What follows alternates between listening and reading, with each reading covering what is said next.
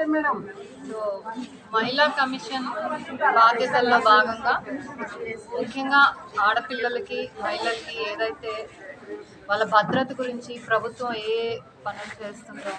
అలాగే one stop centres కానివ్వండి, మహిళా పోలీస్ స్టేషన్లు కానివ్వండి,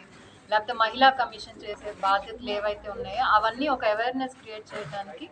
మేము ప్రోగ్రామ్ మొదలుపెట్టాం. దాంట్లో భాగంగా పొద్దున నంద్యాల వెళ్ళి అక్కడ ఉన్న గర్ల్స్ స్టూడెంట్స్ కానీ మెప్మా గ్రూప్స్, ఎస్హెచ్జి గ్రూప్స్కి చెప్పడం జరిగింది. అలాగే ఇప్పుడు ఇక్కడ ఇంజనీరింగ్ కాలేజ్లో దాదాపు it's women engineering college, Ashoka engineering కాలేజ్లో దాదాపు ఒక 300-400 గర్ల్స్ స్టూడెంట్స్ ఎవరైతే ఉన్నారో వాళ్ళందరితో కూడా ఇంటరాక్ట్ అవ్వడం జరిగింది. కేవలం కమిషన్ నుంచే కాదు, ఎవరైతే వన్ స్టాప్ సెంటర్స్లో ఉన్న స్టాఫ్ ఉంటారో, అలాగే మహిళా పోలీస్ స్టేషన్ సిఐ ఎవరు ఉన్నారు, వీళ్ళందరూ కూడా ఎలా ఆడపిల్లలు ఎలా ఉండాలి అంటే వాళ్ళని వాళ్ళు విక్టిమ్స్గా అవ్వకుండా ఎలా చూసుకోవాలని